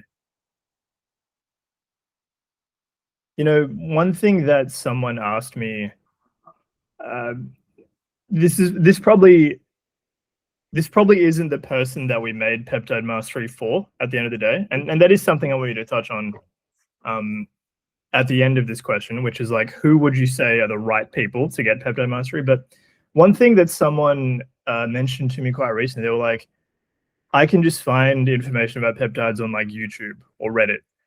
And I had to laugh. I was like, this is not Yeah. the same thing. But could you touch on that, Brenden? Like, do you think that someone would be able to piece together what we tell people in Peptide Mastery? Do you think someone would be able to actually come across that kind of information or this kind of understanding just by going through Reddit or YouTube? Well, look, Dan, I made Peptide Mastery after reading those 1,197 studies, and there's probably some more which I have read, but I didn't actually write down the link to, and so we didn't include on our citation list. I read all of those studies before I created this current version of Peptide Mastery, so the latest version, Peptide Mastery 2.0. Yeah. So unless somebody else has also read all of those studies and did all the translations from Russian to English and really went that deep, then they're not really going to be able to cover the same type of information that I covered in Peptide Mastery, you know? And like maybe somebody can find similar information that I covered on a handful or two of the peptides out there. Like there are some which are just relatively well studied, easy to find the studies, you know, and people can be quite knowledgeable in. But it's definitely not the case for the vast majority of the peptides in the course. You know what I mean? Yeah, agreed. I will say that, and just so people know, even peptides like Visugen, Brenden was the first person, and we were the first channel to create a video about Visugen and upload it on the internet, like in human history. You know, like we were like the first to put that on like YouTube at least. You know, maybe there are obscure videos in some corner of the internet, but we literally couldn't find any. And same with many of these peptides, like they're just not covered in any depth. And so I think, and it's not due to a lack of studies either. Yeah. Because the Visugen video that I made, I mean, it was based off of something like 60 some studies. I think we actually have the article to it on our website, on the Peptide Science Institute's website in the research article section. And I think there's something like 60 some citations in it, and there was like 100 and some for opinion line. So it's not due to a lack of studies. It's just that people aren't able to actually find these studies and talk about these things. And maybe they don't even understand the value of some of these peptides. I mean, Visugen was so incredibly powerful that I thought everybody would be talking about it. I mean, it can literally regenerate your own stem cells in a way that enhances both their proliferation and their stemness, which is something which almost nothing else can do. Now, there are a couple peptides out there which can do this. And if you want to know the other two of them, you can actually get our book, Peptide Salvation, because one of the bonuses is a stem cell protocol based on 3 peptides, which can do this. But I just thought based on that, everybody would be covering it. And instead, nobody is. And, you know, it's a shame the stem cell products, which are on the market, don't even work in the same way as Visugen. They don't increase the proliferation of your own cells. They don't return them to a more youthful state. Instead, they just pull your stem cells out of your bone marrow and force them into circulation, which just sort of exhausts the supply from your own bone marrow. But yet, like all the influencers and doctors, I think there was almost 100 of them are promoting one of these such products. And I just find it crazy, you know, that they promote something like that, but nobody is talking about Visugen, which is actually more effective. You know what I mean? Yeah, it's crazy. It's crazy. And that's why I think that idea that, you know, someone could potentially just like piece it together themselves, I genuinely think it's not possible. And I'm not kidding. That might sound like an exaggeration, but I'm not kidding. I think if someone were to just go through like Reddit and YouTube or social media, they will not be able to put together what, you know, we've put together with Peptide Mastery. I don't think it's possible. And I think that's because so much of what you found and so much of what you've put in is simply just so obscure and so unknown that, like, just again, to say that, like the peptide that Brenden was just talking about, Visugen, not only were we the first to upload a video about it onto YouTube, even today, when you search ChatGPT, when you talk to ChatGPT about peptides that can do this stuff, I don't think it even mentions Visugen, right? I think it glosses over it a lot of the time. And when you ask it why, we even have a screenshot of this on one of our pages. Like when you asked it why, you were like, why didn't you mention Visugen? It was like, well, there hasn't been enough research on it. And it's like, what do you mean there hasn't been enough research on it? Like there's more research on this than like most of the other things on there. And we actually had a client, Dan, who was talking to one of the other peptide influencers as well, because he actually went to that guy in the past, and he tries to get like help from everybody, you know, before. So he was with them before he discovered us, but he was even asking them about Visugen, one of the most well-known peptide influencers out there, who's built a huge brand. And he never even heard of Visugen. He even has his own membership group, and like nobody in there even knows what Visugen is, you know. And I just find it crazy. That was quite recent. And the crazy thing now is, I think now that he knows about it, he sells it. I think he sells it himself. So at least. Oh, he might now, yeah. Yeah, I think now he does, just because he sells Calvin's and peptides now, and so he sells Galmonia's version. I believe he sells the version 1 of this. But yeah, it was just crazy. I remember where he was like, "What's that?" of something to being asked about Visugen, which is just crazy. This guy was like one of the top peptide influencers, and that's the difference between your work and peptide mastery and everyone else out there. Let alone trying to piece it together yourself with like Reddit threads or something.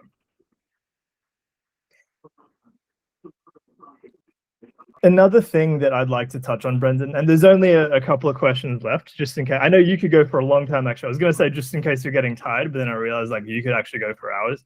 But there's just a couple of questions left, Brenden. So in Peptide Mastery, we include lifetime updates for all buyers, right? And the course at this point is about 10 times bigger, I think more than 10 times bigger, actually, than it was when we first launched it.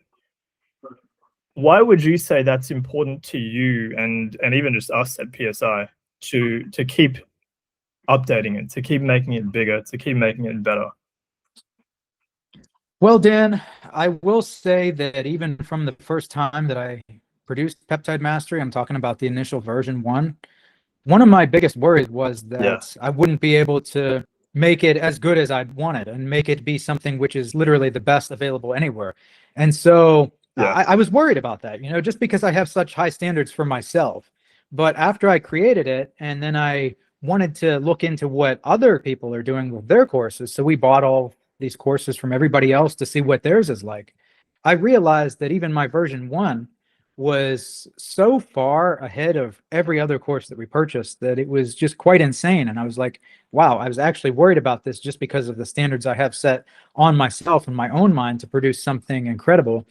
But I was already so far ahead that I had nothing to worry about, But I just feel that it's still important with Peptide Mastery to make sure that it stays the best resource in the world. There's a lot of people talking about peptides, and I don't see anybody who's even coming close to talking about the things that's like we have in Peptide Mastery, for instance. But even still, I think it's important that it continually gets updated and just stays the best that it can be, because that's like a part of who I am, is producing something to the best of my ability. I've done it with all my prior projects in the past, no matter which industry I was in.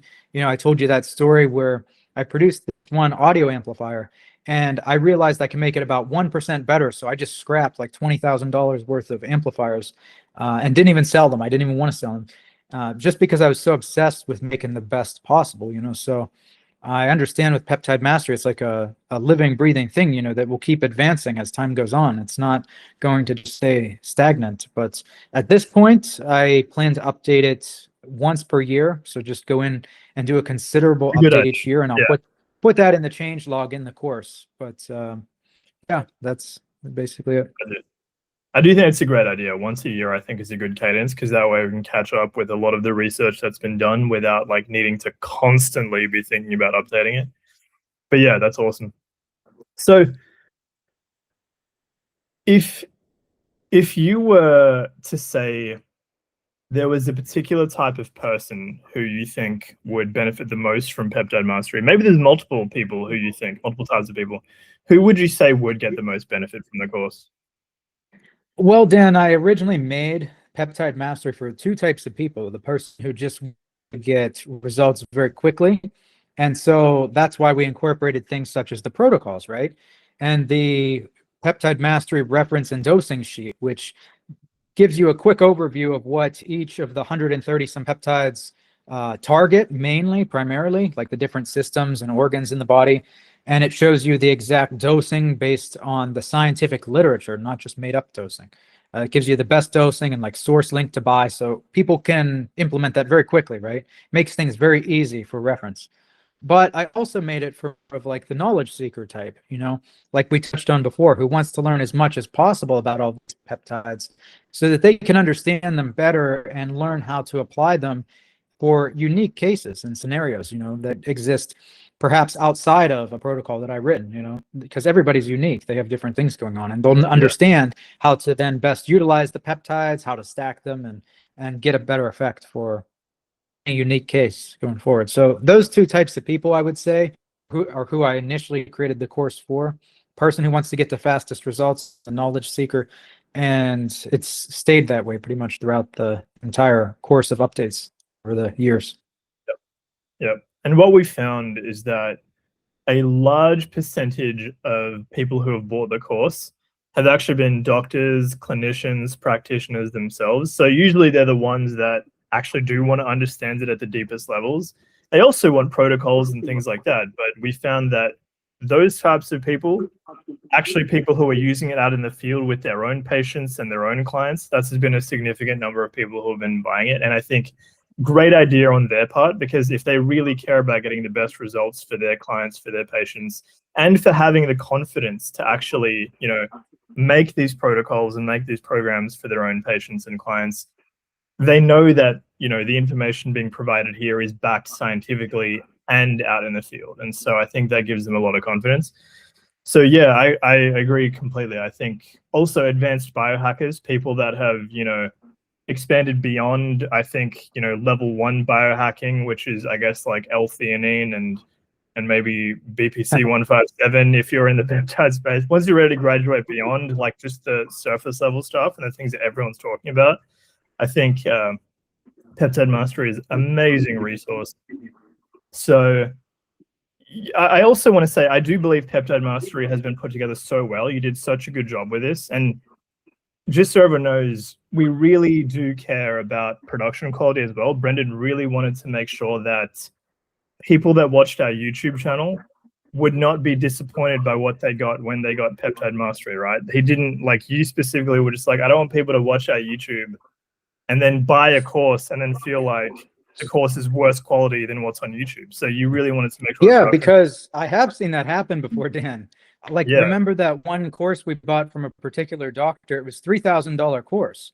And like the information on peptides that was in that course was literally worse than the information you could get off of just watching YouTube. Like, it was that bad. Yeah. I just found that crazy. Yeah, what a disappointment, right? And I think he had a no refund policy, and it's like, well, not that you have to have a refund policy, like to give refunds, but yeah, in that case, it's like no wonder he had a no refund policy. He knew people would be pissed off. But yeah, we've really put in the work to make sure this is a great experience and a great course and something that will really give you incredible benefits. Like, no matter what level you are at when it comes to the world of biohacking and understanding this stuff, even if you're a beginner, it might seem daunting to go to the level of Peptide Master, and it might even seem daunting to learn from someone like Brenden or Dr. Ali or us at Peptide Science Institute, because we are very advanced, right? I can understand that can seem daunting, but I will say that Brenden has done such a good job of putting this course together to really start from point A and take you all the way to point Z, right? Like, I will say that Peptide Mastery really can take you from beginner. If you are willing to learn and if you are studious and you're willing to put the time in, it really can take you from beginner all the way to an actual master of peptides, someone who truly does know more than like all of the other experts and influencers you see out there on YouTube and on social media. And that's not an exaggeration, which I think is crazy, but it's not an exaggeration. It's just crazy that it's true. So yeah, and we do offer a certification now as well. Great point. Yeah. And we've had a lot of people who've been interested in taking that and have purchased that. But even with our latest membership offer, we've had quite a few people reach out and be like, is the certification going to be a part of it? And that is something we'll address in due time. It is something we will allow people to get. So yeah, but people need to be aware that the certification in particular, though, is is quite high on the standards. It's not going to be easy to pass that test. It's 130 some questions, I believe. Yeah. And it's going to be for the advanced biohackers and clinicians who really put in the effort.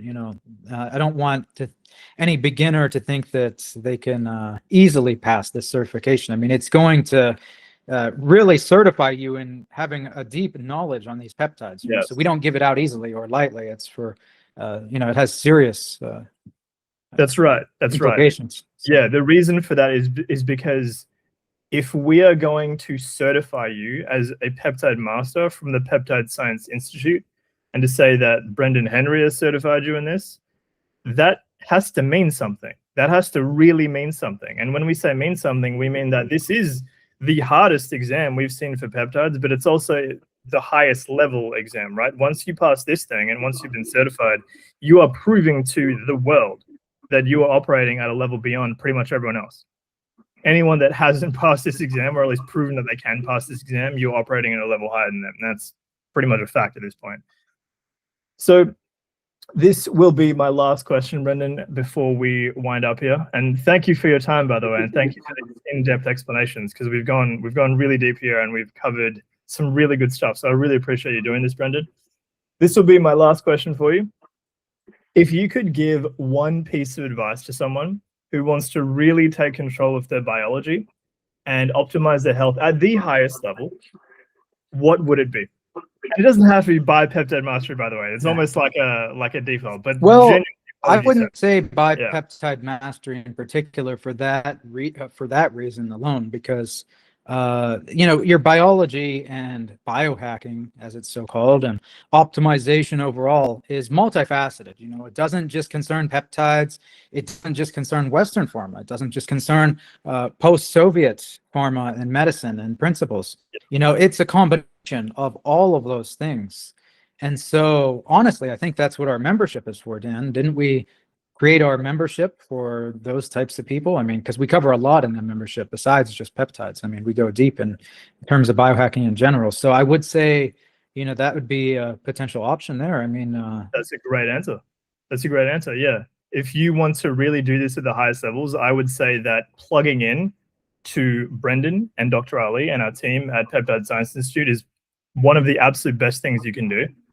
My answer, if I were to answer that myself, I would say that probably it will be like a mentorship under Brenden or Dr. Ali, or a transformation program. But I think what you said, Brenden, which is join our membership, and the fact that we are providing Peptide Mastery 2.0 for free as a scholarship to people that join, for the long term, that is one of the best decisions you can make. And I think one of the highest value decisions that you could ever make when it comes to your own biology, your own health, your own performance, and the performance and health of your loved ones, by the way, because of the knowledge and skills and expertise this can give you.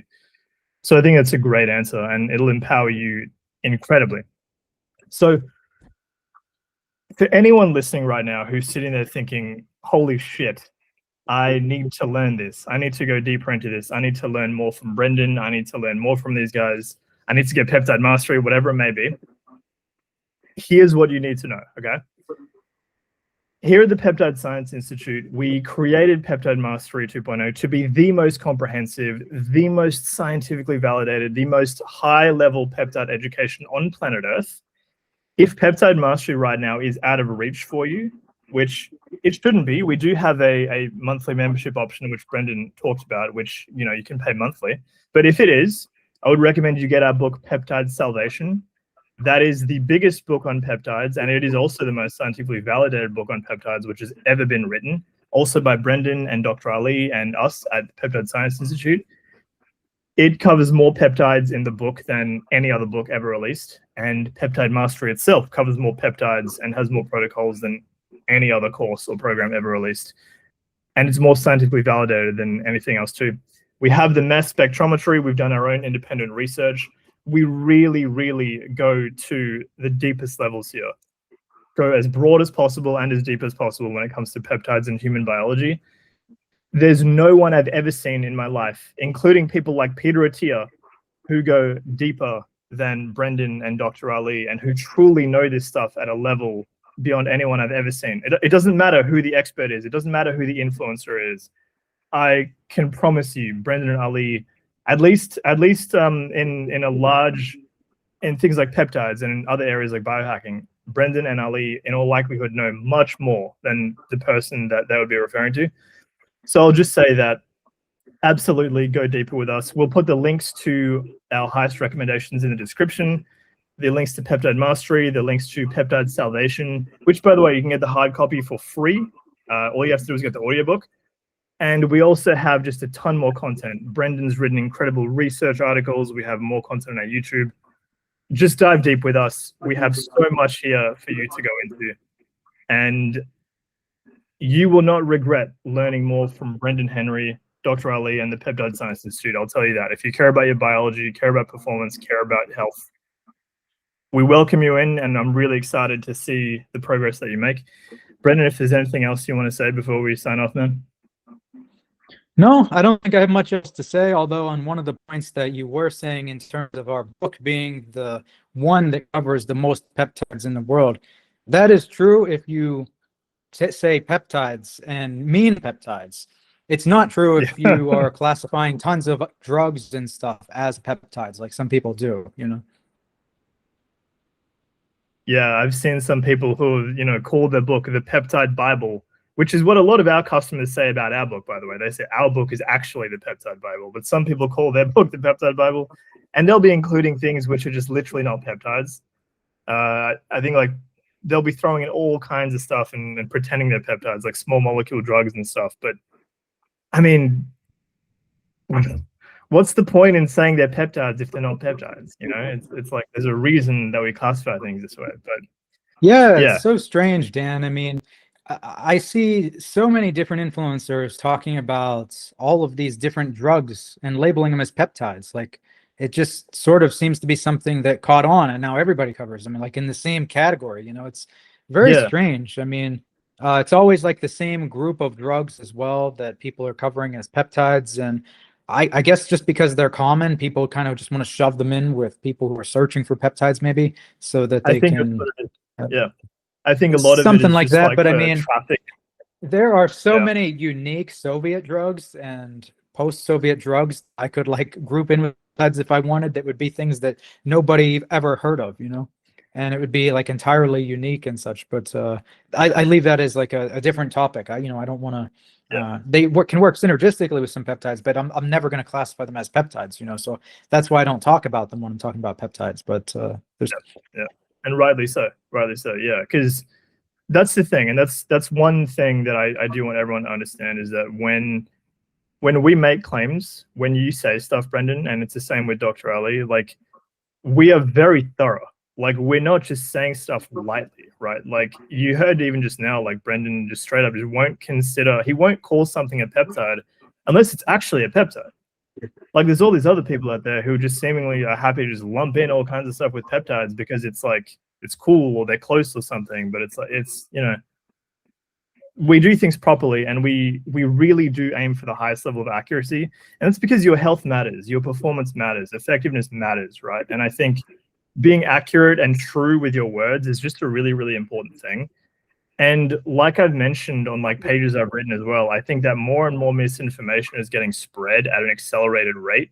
And I think we should do everything we can to help prevent that. And so at least help give people like a source of truth that they can rely on and they can trust, right? I really do believe in that very heavily. And so I'm glad that you're as rigorous and as intense as you are, Brenden, when it comes to this stuff, because that's, I think, something that people are going to need more and more as we move into the future. So I'm really glad that you do that, man. And thanks for your time, brother. I really appreciate it. And thank you to the listener for listening. And we will sign off and we'll see you next time, hopefully in another interview. Take care, everybody.